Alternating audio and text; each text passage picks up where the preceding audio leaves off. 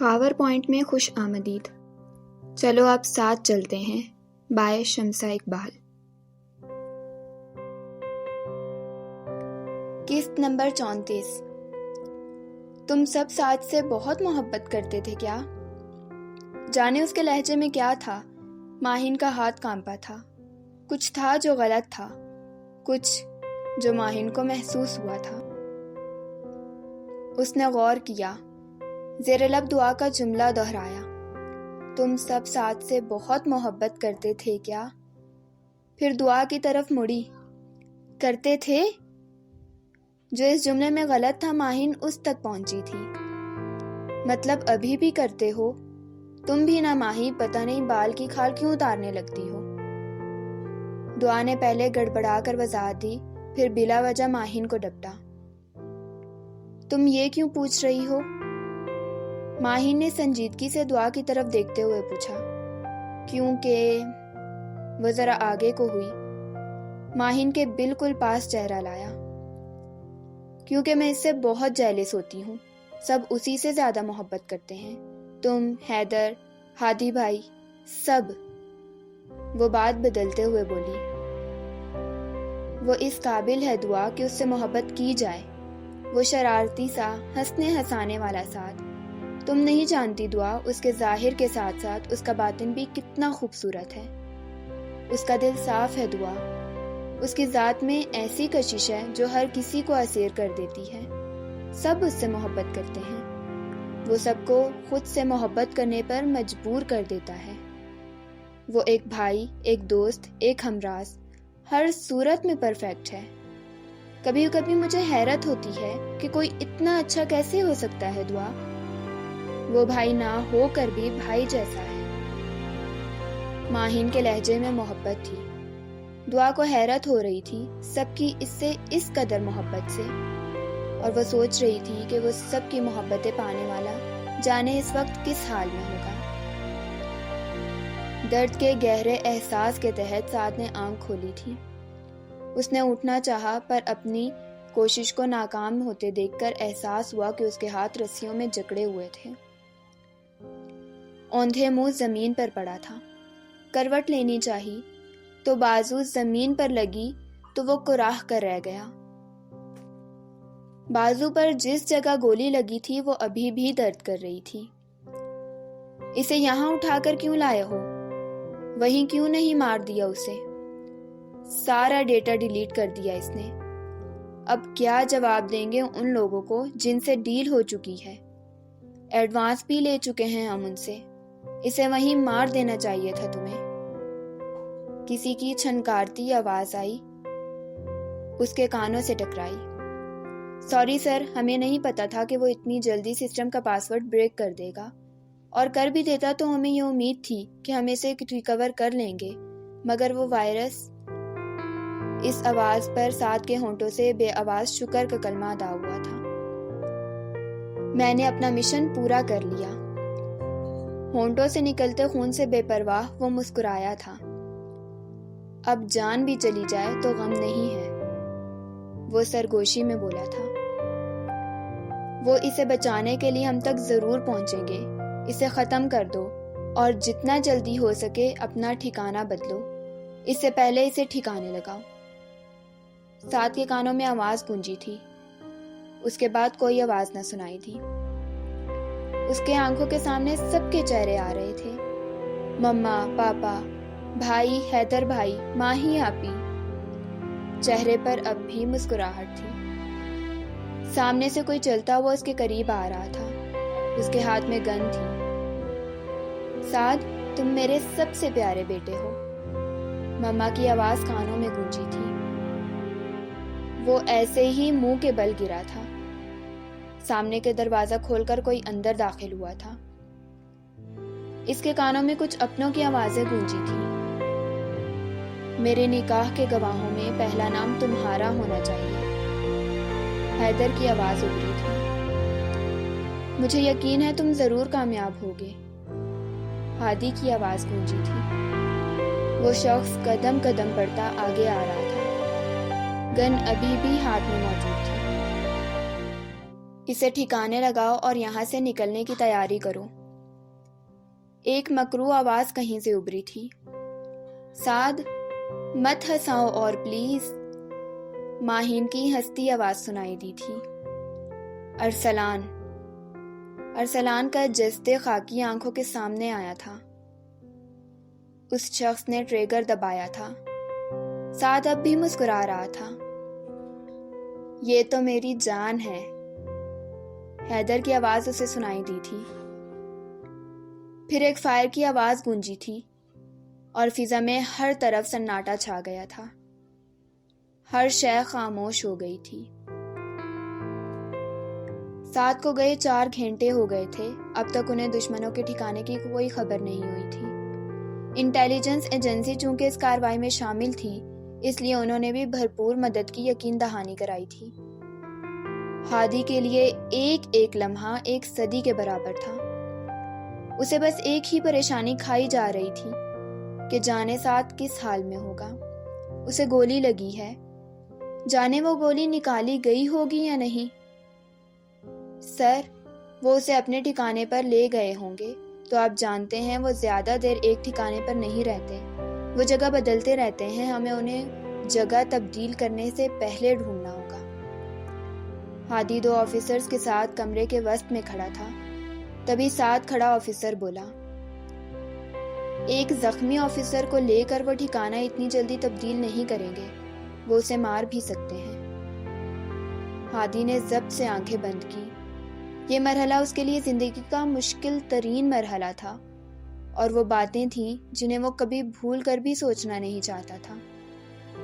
وہ اسے نہیں ماریں گے، ہادی ضبط سے کہہ رہا تھا، مگر اس کا لہجہ پر یقین تھا۔ تمہیں اتنا یقین کیوں ہے؟ اس کے ساتھی نے اس سے پوچھا تھا۔ اس کے بعد ہادی انہیں ممکنات سے آگاہ کرنے لگا۔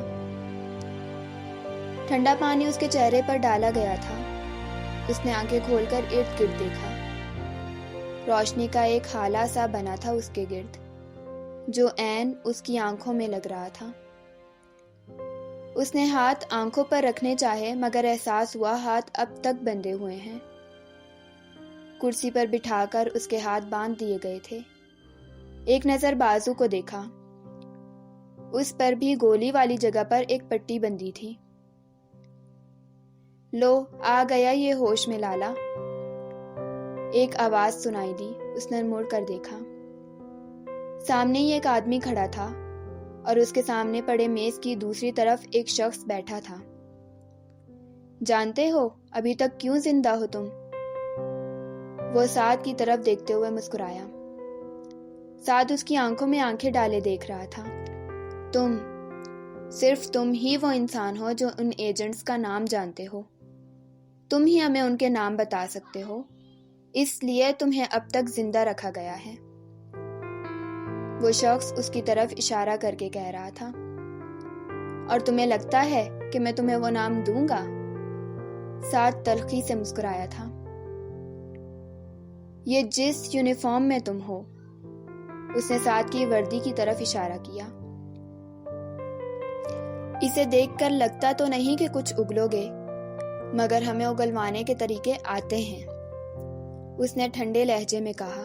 وہ مسکرایا تھا، پھر وہ ٹیبل پر آگے کو جھکا، سعد کے چہرے کے قریب چہرہ کیا۔ اور اگر تم ان کے نام نہیں بتاؤ گے تو تم خود مارے جاؤ گے۔ وہ مکروہ انداز میں ہنسا تھا اور پھر کرسی پر پیچھے کو ہو کر بیٹھا۔ اب تم بتاؤ، تم اپنی جان ان چند آدمیوں کے لیے قربان کر دو گے کیا؟ وہ پرسکون سا بیٹھا سعد سے پوچھ رہا تھا۔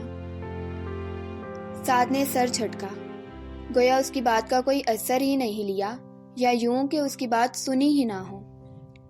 وہ آگے بڑھا، سعد کے بالوں کو ہاتھ میں دبوچ کر پیچھے کو جھٹکا دیا۔ درد کا گہرا احساس پوری ریڑھ کی ہڈی میں جاگا، مگر سعد چہرے پر بنا کوئی تاثر لائے اس کی آنکھوں میں آنکھیں ڈالے دیکھتا رہا۔ اس کی آنکھوں کا گلابی پن بتا رہا تھا کہ درد شدید ہے۔ بتاؤ، کیا تم ان چند لوگوں کے لیے اپنی جان داؤ پر لگا دو گے؟ وہ پھر پوچھ رہا تھا۔ سعد ہنسا اور پھر ہنستا گیا، پھر چہرے پر غصے کے تاثرات ابھرے۔ تمہارے لیے وہ چند لوگ ہوں گے، مگر یہ وہی چند لوگ ہیں جو میرے ملک کے لاکھوں لوگوں کی حفاظت کر رہے ہیں۔ یہ وہی چند لوگ ہیں جن کے ڈر سے دنیا کی بڑی بڑی طاقتیں پناہ مانگتی ہیں۔ یہ انہی چنے ہوئے لوگوں میں سے چند لوگ ہیں جن کے ذکر سے ہی تم سب کے اور دنیا کے کئی ملکوں کے دل کانپ جاتے ہیں۔ یہ ہمارے ملک کا بھروسہ ہے۔ وہ آنکھوں میں چٹانوں کی سختی لائے کہہ رہا تھا، ایک پل کو مقابل بھی ٹھٹک گیا تھا۔ تمہیں لگتا ہے یہ چند لوگ ہمارا مقابلہ کر سکتے ہیں؟ کیا مار کا سر انجام دیں گے یہ چند ایک لوگ؟ ان کی تعداد تو دیکھو۔ وہ شخص طنزیہ ہنسی ہنسا تھا۔ یہ محافظوں کا لشکر ہے، بالکل ویسا ہی جیسا ہمارے نبی صلی اللہ علیہ وآلہ وسلم کا 313 کا لشکر تھا۔ ان کے سامنے ہزاروں کا لشکر نہ ٹک سکا، تو سوچو یہ تو تعداد میں زیادہ ہوں گے۔ سعد اب بھی ثابت قدم تھا۔ یہ لوگ تمہارے لیے چند لوگ ہوں گے، مگر میرے نزدیک ان میں سے ایک ایک شخص لاکھوں جانوں کا محافظ ہے۔ ملک انہی سے چلتا ہے۔ یہ قوم کا مان، قوم کا بھروسہ اور فخر ہے۔ یہ چند لوگ ہی ہماری شان ہیں۔ ان کے آگے میری جان کی قیمت کچھ بھی نہیں ہے۔ میں جان تو دے دوں گا، مگر ان کے نام کبھی نہیں بتاؤں گا۔ سعد کی اس بات پر اس نے جھٹکے سے سعد کے بال چھوڑے۔ یہ ایسے نہیں مانے گا، اس سے اپنے طریقے سے اگلواؤ۔ وہ شخص یہ کہہ کر باہر کو نکل گیا۔ پیچھے کھڑا شخص ہاتھ میں ایک ڈنڈا پکڑے سامنے آیا تھا۔ سعد اس کے ہاتھ میں پکڑے اس ڈنڈے کو دیکھ کر تلخی سے مسکرایا۔ اس نے سعد کے ہاتھ کرسی سے کھول کر کمر پر باندھے اور منہ کے بل زمین پر دھکیل دیا۔ ناک عین زمین پر جا لگا تھا۔ اس شخص نے اس کے پاؤں اوپر کو اٹھا کر چھت سے لٹکی ہوئی رسی سے باندھے اور پھر اس کے پاؤں کے نیچے تلووں پر ہاتھ میں پکڑے ڈنڈے برسانا شروع کر دیے۔ سعد کراہا تھا، مگر اس نے ان کے سامنے کچھ نہ بولنے کی گویا قسم کھا رکھی تھی۔ بتاؤ کون لوگ تھے وہ، ان کے نام بتاؤ۔ وہ ڈنڈے برساتے ہوئے مسلسل پوچھ رہا تھا۔ سعد خاموش تھا، سوائے کراہنے کے اس کے منہ سے ایک لفظ بھی نہ نکلا تھا۔ پاؤں کے ساتھ ساتھ اس کی ٹانگوں پر بھی گھٹنوں تک ڈنڈے برسائے جا رہے تھے۔ ہر وار اس کے جسم پر اپنا نشان چھوڑتا جا رہا تھا۔ پاؤں سے اور ٹانگوں سے خون رسنے لگا تھا۔ آدھے گھنٹے تک لگاتار مارتے مارتے آخر وہ شخص تھک گیا۔ سعد نے ایک نظر پسینے سے شرابور اس تھکے ہوئے شخص کو دیکھا اور تلخی سے مسکرایا۔ اس کے ہونٹوں سے بھی خون رس رہا تھا۔ دونوں پاؤں کے نیچے سے جلد اکھڑ چکی تھی جہاں سے خون بہہ رہا تھا۔ زخم اس قدر تکلیف دہ تھے کہ برداشت کرنا مشکل تھا، مگر سامنے بھی سعد تھا، لیفٹیننٹ سعد۔ وہ PMA کا ایک جانباز کیڈٹ اور اب آرمی کا ایک بہادر آفیسر تھا۔ اس ادارے نے اسے ہر طرح کی مشکلات کا مقابلہ کرنے اور ہر طرح کے حالات میں ملک اور ملک کے لوگوں کی حفاظت کرنے کا جذبہ اس کے خون میں شامل کر دیا تھا، بالکل ایسے ہی جیسے ایک نشے کے عادی شخص میں خون کی جگہ وہ نشہ دوڑتا ہے۔ ایسے ہی ان ملٹری والوں کے جسم میں وطن سے محبت اور اس کے لوگوں کی حفاظت کا جذبہ خون بن کر دوڑتا ہے۔ تم جاؤ، اب میں دیکھتا ہوں اسے۔ وہ شخص دوبارہ اندر آیا تھا اور اس دوسرے شخص کو باہر جانے کا کہہ کر خود سعد کے پاس کھڑا ہوا۔ اس کے پاؤں پر لگے زخم کو دیکھنے لگا۔ جلد پھٹ کر خون نکل رہا تھا۔ اس نے زخم کو ہاتھ سے چھوا۔ سعد کراہا۔ اس کے پاؤں ابھی بھی رسی سے بندھے تھے، جبکہ سر نیچے زمین کی طرف تھا۔ کیا ہوا؟ درد ہو رہا ہے؟ اس نے طنزیہ انداز میں پوچھا۔ سعد خاموش رہا۔ یہ تو کچھ بھی نہیں ہے، اصلی مزہ تو اب آئے گا۔ وہ ہنسا تھا۔ اس نے کچھ ہاتھ پر لگایا تھا اور پھر پورا زور لگا کر ان ہاتھوں کو سعد کے زخموں پر رگڑا تھا۔ وہ نمک تھا۔ ایک چیخ سعد کے منہ سے نکلنے کو تھی جسے اس نے بڑی مشکل سے ضبط کیا تھا۔ ساتھ درد کی شدت سے کراہ رہا تھا۔ اس کے گھٹنوں سے لے کر پاؤں تک ہر زخم پر وہ نمک لگاتا جا رہا تھا اور ساتھ کی کراہوں سے وہ کمرہ گونج رہا تھا۔ اس کے زخموں سے خون رستا ہوا نیچے فرش پر گر رہا تھا۔ تکلیف کی شدت بڑھ رہی تھی اور اس کی دل دہلا دینے والی کراہیں آسمان کو چیرتی ہوئی اوپر جا رہی تھیں۔ خون بہانا، جان لٹانا، چاہے تو گردن کٹوانا، پر کچھ بھی ہو جائے تم اپنے لوگوں کی جان بچانا۔ خواہش قربان کرو تم، نچھاور اپنی جان کرو تم، پر کچھ بھی ہو جائے اونچی ملک کی شان کرو تم۔ تم عام نہیں، تم خاص ہو، تم پوری قوم کی آس ہو۔ وہ چاہے تم کو کہیں برا بھی، چاہے تم بھی ہو جاؤ، تم تو قوم کا احساس کرو۔ تم وردی میں سجتے ہو، وردی تم پر جچتی ہے، بس سر پہ کفن باندھ کے نکلو۔ دشمن کو للکار کے تم دکھا دو تم لا الہ کی شان انہیں، برباد کرنے نہ دو پاکستان انہیں۔ کہو انہیں اسلام کے نام پر بنا ہے یہ دیس ہمارا، یہ آن ہماری شان ہماری، ملک ہمارا ہے جان ہماری، اس کو برباد کرنے کی نہیں ہے اوقات تمہاری۔ ان کی لوکیشن کا پتہ چل گیا ہے سر، جہاں لیفٹیننٹ سعد کو رکھا گیا ہے۔ ایک آفیسر نے آ کر جب آفس میں یہ بتایا تو گویا ہادی کے جسم میں نئی روح پھونک دی۔ ہادی دیوانہ وار باہر کی طرف بھاگا تھا۔ سر ہمیں ٹیم تیار کرنی ہوگی، پلان تیار کرنا ہوگا، پھر ہم ان پر حملہ کر سکتے ہیں، ہمیں 2 گھنٹے لگیں گے۔ وہ اس کے ساتھ چلتے چلتے ہادی کو بتا رہا تھا۔ تب تک تو وہ اسے کہیں اور لے جائیں گے۔ ہادی رک کر سنجیدگی سے بولا تھا، سر ہم وہاں بغیر ٹیم کے نہیں جا سکتے، پورا ایریا ان کے پاس ہے، جگہ جگہ انہوں نے ٹھکانے بنائے رکھے ہیں، اس لیے ایک پلان تیار کر کے ایک ٹیم کے ساتھ اٹیک کرنا ہوگا۔